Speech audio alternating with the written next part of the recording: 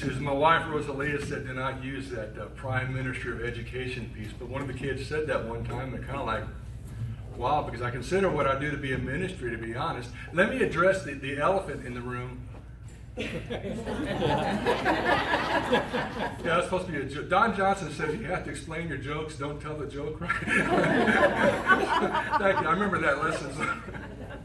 No, why am I dressed this way? Well, it's not a lack of decorum. Part of what I call my ministry and speaking is that I don't think we do a good enough job praying for our college kids. And today I'm wearing University of Arizona. Last week I was Michigan. I speak Saturday, I'm Kansas.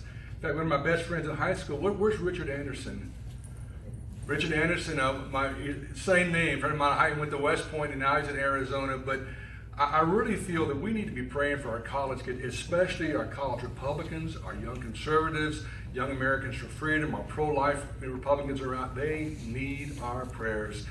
They need our prayers. Would you agree with that? Yes. They're getting beat up, not just mentally and emotionally, but physically getting beat up. And it's outrageous what's happening to our kids. So that's why, and I will tell you a little caveat, I personally would like to go and pray at the campuses at Christmas break, Easter break. I still call them Christmas, Easter break. And the best time is that third week in August every year. If you're looking for a project that for your club or your church, you just go on campus. That third week in August, the schools are kind of down, summer school's over.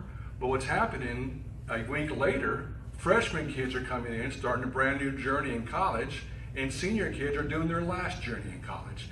It's a great time to walk around and just, go to the libraries, to the cafeterias, to the bookstores, dormitories, walk in a classroom and go to the podium and just pray. But I do caution you, don't be one I call those 21st century Pharisees who get up there and they pray and want everybody to see them praying, and you can hear them singing, "How great I art, how great I art." Don't be like that. Just go and silently pray because they need our prayers. And again, I'll say specifically the young Republicans, the young conservatives, they need your prayers. So that's a quick, and then secondly, my book is called Slavery 101.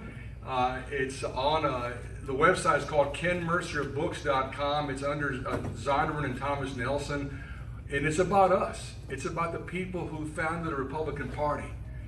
Perhaps we ought to be called Abolishing Slavery 101, but it's about 1854.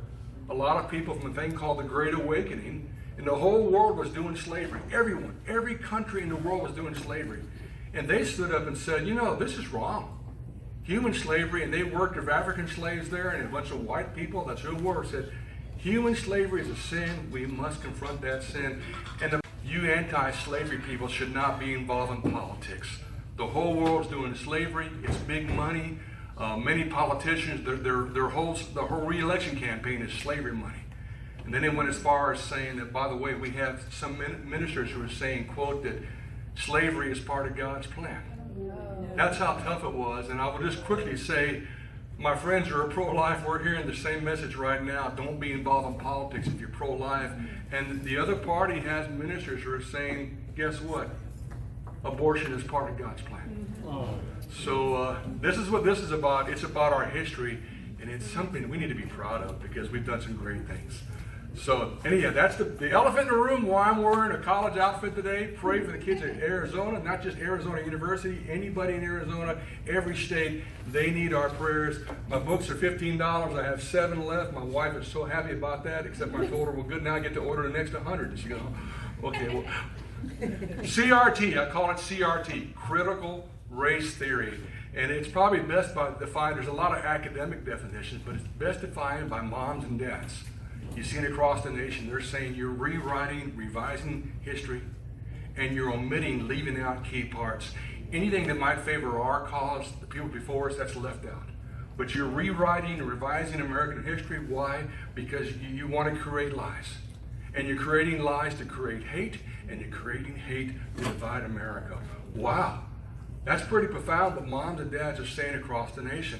What's happening is students are being called in class and purposely to embarrass you and humiliate you, especially if they know you are a young Republican or a young conservative, asking you what percentage white are you and what personal responsibility and shame do you have for 150 years ago for slavery, racism, the Ku Klux Klan, poll tax, and Jim Crow laws. That's happening right now in many of our high schools and universities. You've seen it on TV across the nation. In any battle, you need to know who your enemy is. So let me begin with 42 years ago, what party created the Department of Education? Democrats, right? Under Jim Carter. Funny thing, we had the best education system public in the world. It was called then. And they asked Carter, why will we need to federalize education? Why have a Department of Education when our 50 states are competing, and that competition has led to the best, he even said, the best education system in the world. And Jimmy Carter said, well, the federal government will bring, you're all sitting down, right? You're standing up, and I want to hold on a pole there. He said the federal government will bring better management and more efficiency. Now, Reagan was obviously opposed to that, and a few months later he defeated Carter, but he didn't have the votes to get rid of the Department of Education. But also in the battle, what party was behind the rewrite and revision of American history? Republicans or Democrats? That was 8 years of Bill Clinton, the rewrite of history. What party was behind Common Core? Democrats again. You know, what party was behind a radical graphic sex education going on now? And then finally, what party's behind the 1619 Project in critical race theory? So if you wanted to find it, basically, who's the enemy, who's on the opposite, and it's meant to hit us. Last year, candidate Joe Biden said that Donald Trump is the most racist president in American history. And he said many times this summer that Republicans want to bring back their Jim Crow laws. How many of you have heard that? Biden said that several times. Biden, Harris, they've all repeated it. And then the Democrats who ran away to from Austin to D.C. By the way, I was in his house 18 years ago when they ran away to Ardmore, Oklahoma. And it's sad some of the same people who were there are still serving right now in Texas when they ran away then. And the Democrats who ran from Austin to D.C. said, we want to escape our Republican slave masters. Did you hear that? And we want to avoid a Republican poll tax. Well, here's my problem. Those are all basically lies in the very pits of hell. Yes, they are. Just plain lies. Democrats created all the Jim Crow laws. Democrats created the poll tax. In 1860, we had about 450,000 people who came across the ocean to the U.S. become slaves. In 200 years, it made about 3.5, 4 million. You want to guess how many Republicans owned slaves in 1860? You want to try zero? Because to be Republican Party, you want to abolish slavery. That means 100% of the slaves are owned by what party? Democrats. And before Lincoln, the last 4 Democrat presidents owned slavery, owned slaves. And in fact, until 2019, the Democrats had an annual fundraiser. We have our Lincoln Reagan, they had their Jefferson Jackson, and specifically they honored Jackson as being a man of the people, a people's person, whatever, a populist. Well, the problem was that Andrew Jackson, when he was president, he owned over 200 slaves when he served as president. And that was a guy, and I have a whole list of people I've gone through, whether it be Joaquin Castro, would be the lady from Cochabar from Minnesota, whether it be Cory Booker from New Jersey, every one of them, Hillary Clinton, Joe Biden, Kamala Harris, they all spoke at these events across the nation. They often spoke at 4 or 5 different events honoring Andrew Jackson, their founder, who owned 200 slaves. So let's begin. Let me tell you, but imagine we're in 1860. This is very important, probably the most important thing I'm going to tell you today. Beginning in 1860 with Abraham Lincoln, for the next 100 years, every school child in America knew 2 things. Republicans were the party of emancipation and freedom. Democrats were the party of slavery and the Ku Klux Klan. Think about it. Let me repeat that. It's so important. Beginning in 1860 with Abraham Lincoln, for the next 100 years, every school child in America knew Republicans were the party of emancipation and freedom, and Democrats were the party of slavery and the Ku Klux Klan. And our children back then could delineate the fact Republicans were the party of the Constitution for civil rights and voting rights. We passed, our ancestors passed the 13th, 14th, and 15th Amendment. We even created a new thing called the Department of Justice. Did you know that? Republicans created the Department of Justice to prosecute the murders and lynchings of the Ku Klux Klan. And every child knew that the Democrats, again, were the party of Jim Crow and violence and terrorism and opposed everything about civil rights and voting rights.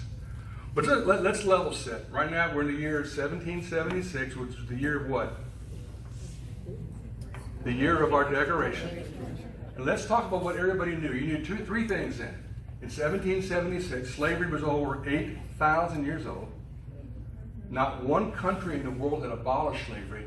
And here's the saddest thing, the really saddest thing, a minimum of 90%, much higher, but I can verify 90% of all African slaves were captured and sold into slavery by fellow Africans. Yes, that's right. The beginning of Roots 1 and Roots 2, the beginning of Amistad, it shows the same thing. The Muslim slave trade were there, and they were capturing other Africans for slaves. It used to be that if Carroll's army defeated Ken's army, my army became your slaves or your soldiers. And we saw that in the ancient Vikings. We saw that in the ancient East with Mongolia and China, in Europe. We saw that in Africa. We saw that in the Mayans and in Aztecs. The Aztecs would have slaves build these huge temples, and then in the temple they'd kill 10,000 slaves. We even saw it in the American Indians. If you look at some of the Trail of Tears, the pictures there, you see a lot of African Americans who didn't go north, went west to be captured by Indians to become slaves of the Indian tribes. That's a very sad thing. The point was there was no race in there. I mean, there was race, but I mean, it happened everywhere. And critical race theory seems to miss that. Dr. John Asuma is in my book. He's at the University of Ghana, and now he was in the United Kingdom in Birmingham. He said, what the heck is wrong with American college students? Professor from Ghana is saying, they believe the United States invented slavery and that human slavery began in the year 1619. Hello? What is going on? And why do we demonize America so much and romanticize the Arab Muslim slave trade? His notes say that of the 12 million slaves that came across the ocean, and by the way, slavery is evil. I call it EDS, evil, demonic, satanic. Human slavery is evil, demonic, satanic. And I will add out right now, there are more slaves than any time in the world. There are over 40 million children who go to bed every night, women and children and men, who are praying for their Moses, for their deliverer. And that's probably that's the challenge I end my book with. But he said about 4% of those 12 million slaves, about 450,000 came to America. It's bad, whether it's 1 or 450,000 or 450 million. It's evil, wrong. But he said the Arab Muslim slave trade didn't have 450,000, it had between 40 and 45 million slaves. And we don't hear about that. Larry Elder, who I endorsed for governor of California, I don't know if it's final yet or not, but you know Larry Elder.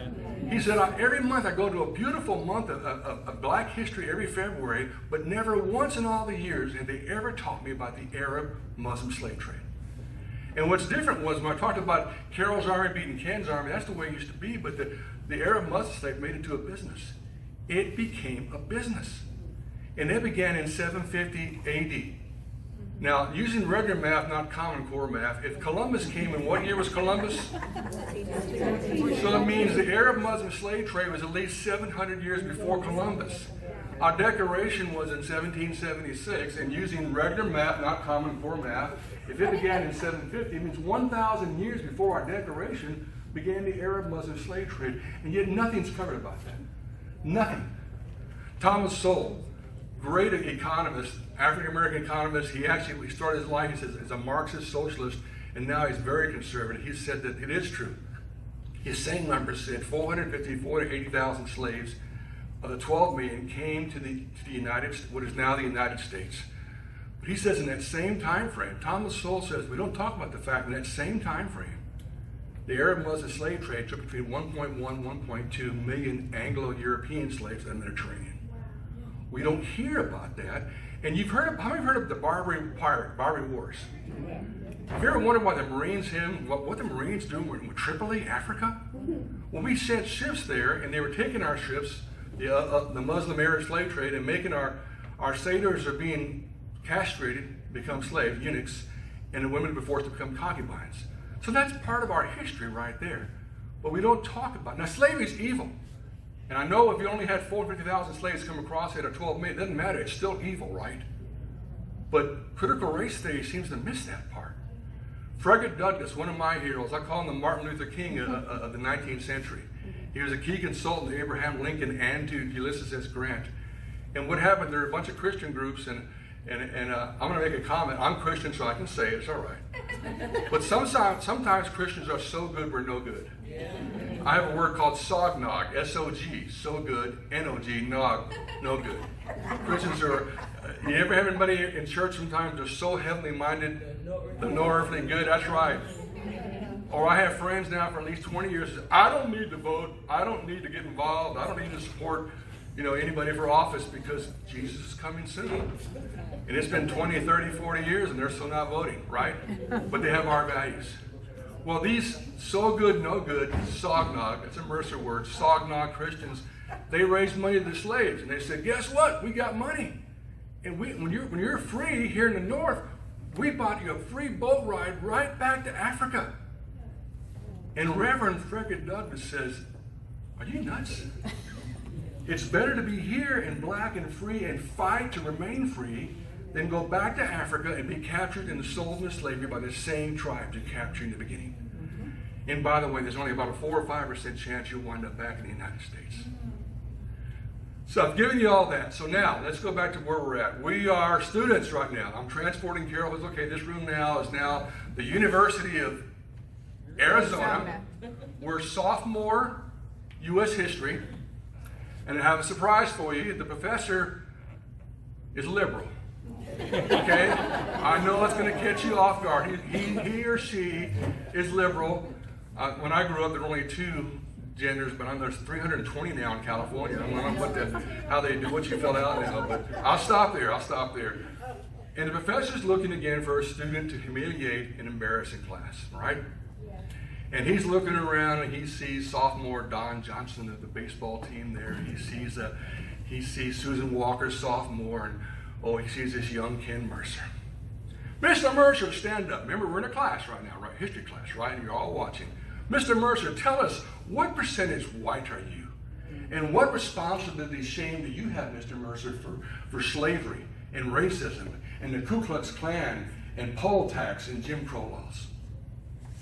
Well, hopefully, young Mr. Mercer would stand up and say, Professor, you may have called on the wrong person, sir. You see, my heroes, my ancestors, they're all Republicans, sir. They're all Republicans, sir. Okay?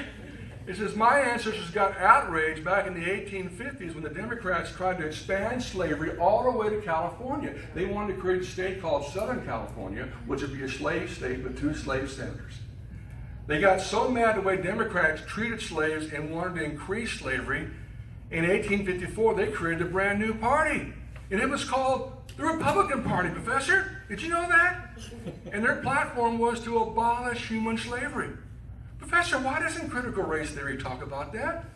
Is there a problem with that, sir? And then my Republican ancestors passed the 13th Amendment to the Constitution, which is what? To do what? To abolish slavery. And Professor, by the way, back then, black men could not vote and women could not vote. That meant all the men in the House and the Senate were all a bunch of white guys. And the Constitution required you had to have 2/3 of the House and 2/3 of the Senate pass a constitutional amendment, right? So the Democrats actually killed the 13th Amendment once. And Lincoln said, we're going to run it again. They put it in the 1864 Republican platform. We're going to run it again, and we're going to pass it and run for re-election on passing an amendment to the Constitution to abolish slavery. Well, 2/3 of the white guys in Congress and 2/3 of the white guys in the Senate voted for the Constitutional Amendment, and that was, Professor, that was 150 years ago.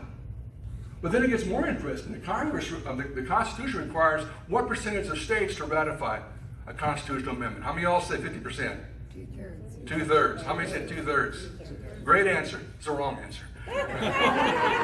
Our Constitution requires 75%. Yes. 3/4 of it to pass a constitutional amendment. So again, Professor, 75% of the white male voters and 75% of the states 150 years ago ratified a constitutional amendment to abolish slavery. Professor, why doesn't CRT tell us about that? But then it gets worse. The Democrats didn't like giving the African American men and women the right of freedom. So they passed things called Jim Crow laws, other things. So Republicans brought forth the 14th Amendment to the Constitution to give you civil rights. Civil rights, the right to own property, the right to say, hey, Don Johnson's offered me a better job. I'm going to leave this job and work for you. You couldn't leave that job for a better job, better. You couldn't do that. You didn't have the right to legally get married.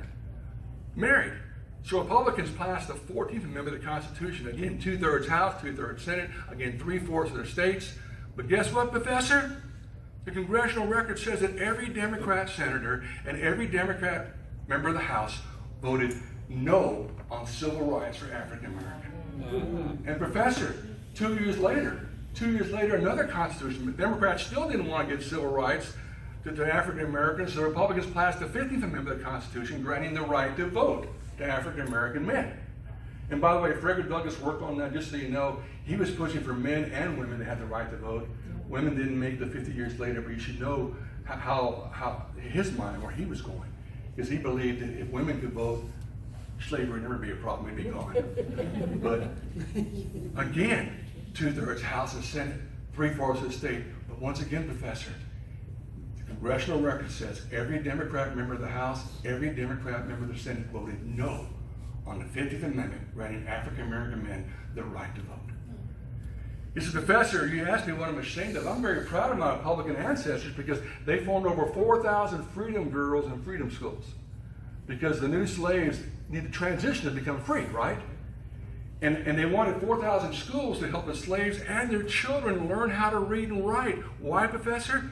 Because Democrats did not want their slaves to learn how to read and write. I'm so proud of my Republican ancestors, Professor, 150 years ago. But then it gets bad. Democrats didn't like the 13th, 14th, and 15th Amendment. So they created their Jim Crow laws, expanded on those, made them worse, and they created 3 paramilitary groups, the most famous being what? The Ku Klux Klan. And the Democrat terrorism included, and by the way, Mr. Biden, the Ku Klux Klan is not Republican, it was all Democrat. Can we get that straight? Yeah. The Democrat terrorism including violent rapes of women and children, of beatings, of lynchings, of thousands of African Americans, especially it was in Florida, Louisiana, and South Carolina, and the lynchings of certain whites who would dare help African Americans register to vote. White Republicans who believed in the right to vote. The Democrat terror groups burned down homes, businesses, they burned down many of those freedom schools where slave children learned how to read and write. So, Professor, let me finish, Professor. My Republican ancestors passed the first Civil Rights Act. It was called the Anti-KKK Act under President Grant. And with that act, Republicans created the Department of Justice, a brand new federal Department of Justice, to give them the power to prosecute the KKK for the murders, burnings, rapes, and lynchings across America. But Professor, one last thing. On that first civil rights bill to punish the KKK, once again, every Democrat member of the House, every Democrat member of the Senate voted no, no, no. So, Professor, I'm so proud. God help this student if you got to finish the whole comment. Yeah. I'm so proud of my Republican ancestors, men and women of integrity who literally stood up in the face of evil, and they won. So, Professor, you asked about my personal guilt, my personal responsibility for slavery, racism, the Ku Klux Klan, for poll tax and Jim Crow. Professor, you called on the wrong student. You need to call one of my Democrat friends, sir, because the Democrat Party owns all of that. They own all of that. Amen. Thank you, Professor. May you have a great day.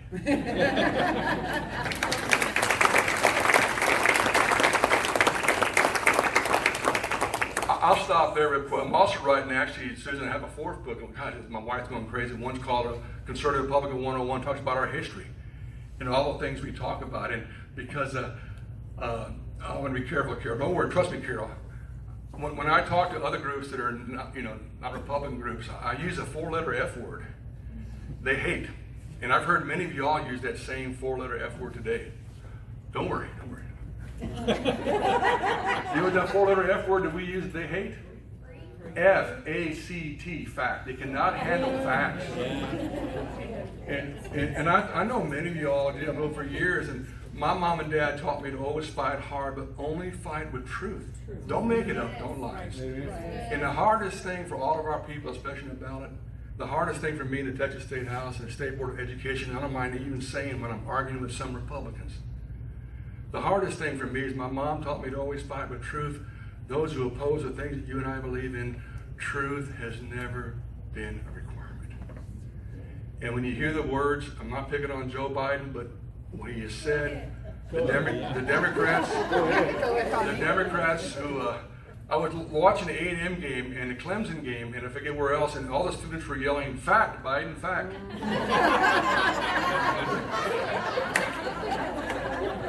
That's not what they were saying. I thought it was fact, right, Don? When they're saying fact, fact. But I'll stop going over the questions. But it's the hardest thing for me always was the fact that you fight only with truth and with dates and congressional records and voting things, whatever. How dare I mention votes? Wow, how they voted. How horrible that is. But I'll stop there, leave for. Is it okay, Carol? Have them for a few questions. Yes, we have. And you can tell me when to stop. You have. I saw a shepherd's hook. Something. 3 questions. 3 questions. 3 questions. No questions. Great. Yes, ma'am. Can I have a question? My son just joined the Republican group or committee at his school at Loyola Marymount in LA area. And I guess my question is, do you speak at universities? I'm looking forward to it. My wife said, I would love you to go and speak at his school because they have a pretty good momentum. But my son, he even texted me and said, "Mom, don't share all my personal beliefs to all your friends." And I said, "But we're on the same team, and you say that you need to be able to speak up. Like, how do I want him to have that strength and that power." And I said, you feel passionate. So, like, what advice would you give to someone like my son who he wants to be proactive, but yet he's a little bit fearful at the same time about sharing his viewpoints? I have students call me. I was talking to someone else from Southwest Texas. That's not called Southwest Texas anymore. It's Texas State. And students last year called me. I got this professor, and I want to go to law school. I need an A to worse to B, but I'm turning in papers. Oh yeah, I was sharing with y'all, turning in papers. I'm getting a C- and it's blank. And the professor just said, "Well, what can I do? We have 2 more papers due in class. What do I do?" I'm talking about your son too. What do I do? He goes, "Well, I'm a professor. That's a C- paper." And my comment was, we're sharing our conversation over here, was that as a conservative, if Susan writes a paper that's very liberal, and I require you to have a good thesis on front, 3 paragraphs, sources to support your thesis, and ended up in a good conclusion, that's the assignment. And I would tell Susan, "Well, you have a very liberal viewpoint. I honestly don't agree with it, but you did a great job. You stated your thesis, you found 3 references, all support your thesis, and you wrapped it up in a tight, great conclusion. This is an A+ paper." But that's not happening to our students. So I'm not giving you an answer. That's not happening. But But I would say, get more kids together. Get more kids together and ask some of these questions. What they are saying, and I mentioned the Department of Education, the last 40 years, what they've been teaching. This is going to shock you, but I get it probably at least twice a year on my websites. People attack me. "Mr. Mercer, all that's true." Everything Ken Mercer has taught you today is true. But everybody knows, 40 years ago, they all switched parties. After the Civil Rights Bill of 64 and 65, and especially the Reagan Revolution of the late 70s and 80s, I call this fleas, far left zombies.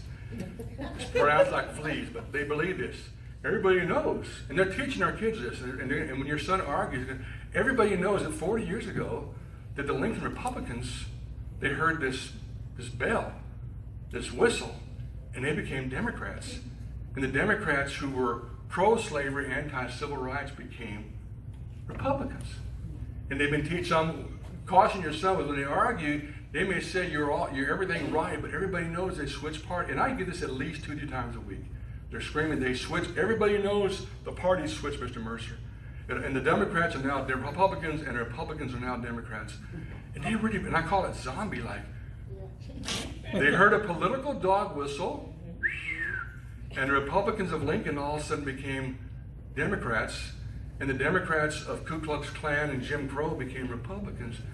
So am I answering your question? What does your son do? I always keep speaking the truth, and get other friends behind you. Yeah, and he does challenge the professors and his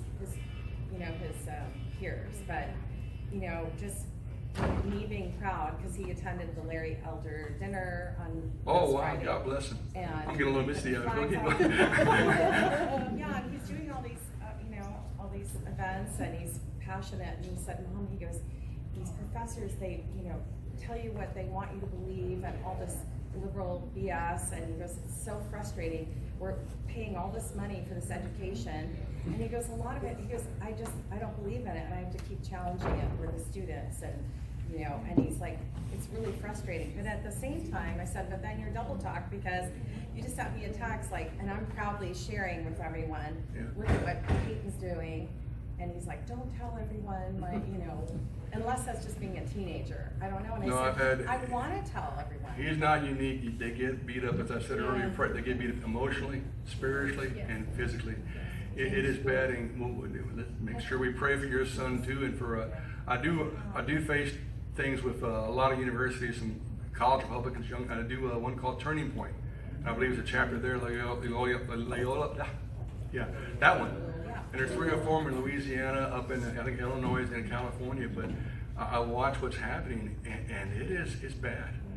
And I'm very honest when I say this is not a joke. I wear these things. Pray for our college kids. Pray for your son, their friends too, their clubs, because it is hard, and especially the kids who are saying, Mr. Mercer, I want to go to law school, or I want to go to this, do that, and I need an A or B.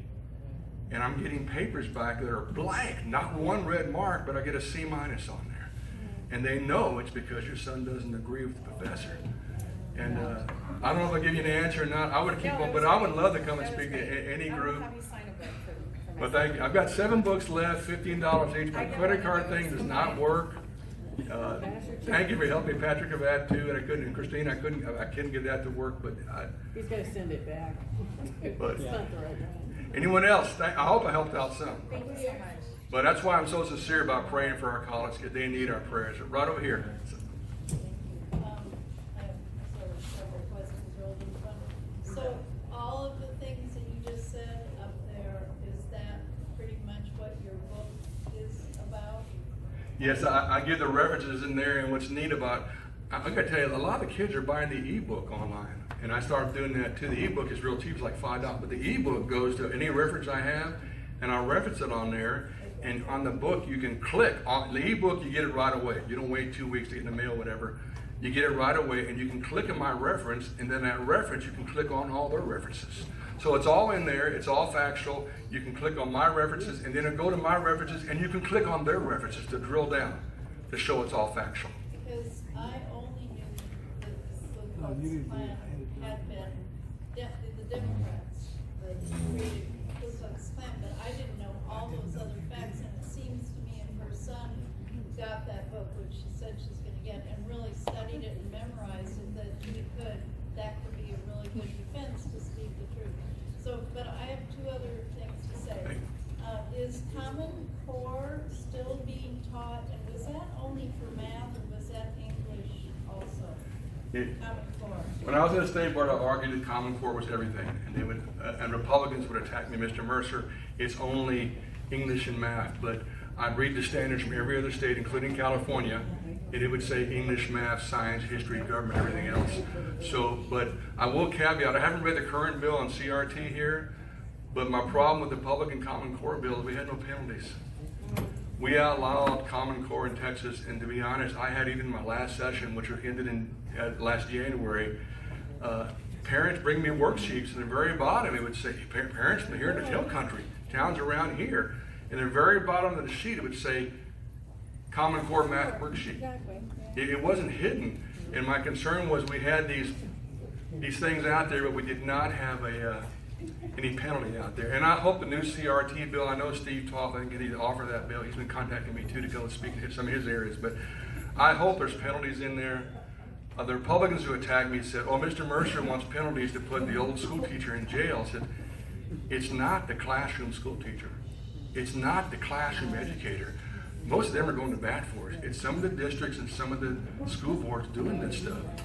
But we need to have some sort of penalties. And I hope the CRT bill, the critical race theory, has penalties in there. Hope I answered your question, but thank you.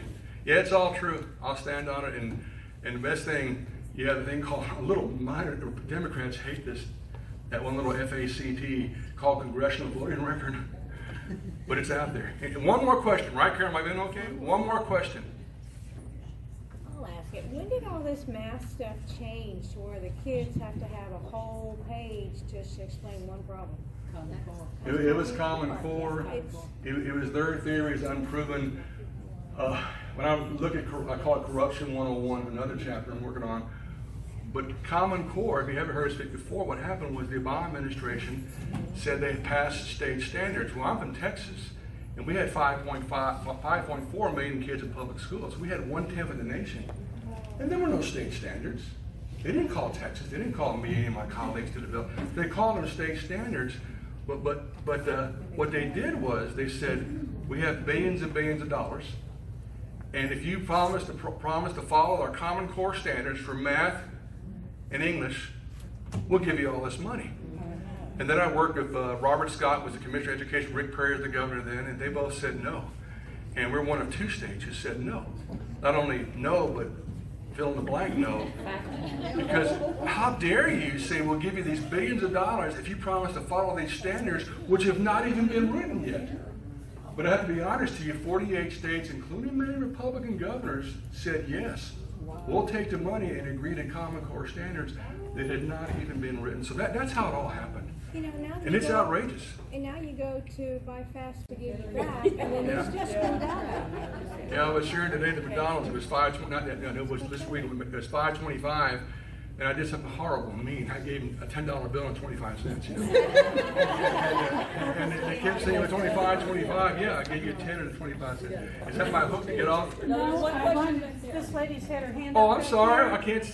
Okay, I don't have my glasses on. Mr. Mercer, Way thank back. you so much, first of all, for coming. Number 2, critical race theory, I heard that a part of their teaching was if you were dealing with children of mixed culture, like my son is black and white, that they were forcing them to choose one or the other. Oh. Children are amazing when I see how they love each other, how they care. If a person's hurt or crying, they all run to it. They don't look at, are you black, white, are you half, are you Hispanic, are you Asian, whatever. Children are just amazing. And to put kids in that spot, to all of a sudden say, did you know you're half white? So what half responsibility? It's just not. I'm American. It's to divide people, and more than ever, I think we all stop here. We need to be united in America, especially united in our children, because there's so much more good out there. And I'll leave you with this: the more I study, Carol, I am so proud of our party. And I'm honest when I think about these people, what they went through before us, how they suffered, and what they went through to do what was right when the whole world was doing slavery, and the big money was slavery, and the politicians were almost 100% pro-slavery. God bless our ancestors of our Republican Party. Thank you, Carol. Thank you, Susan.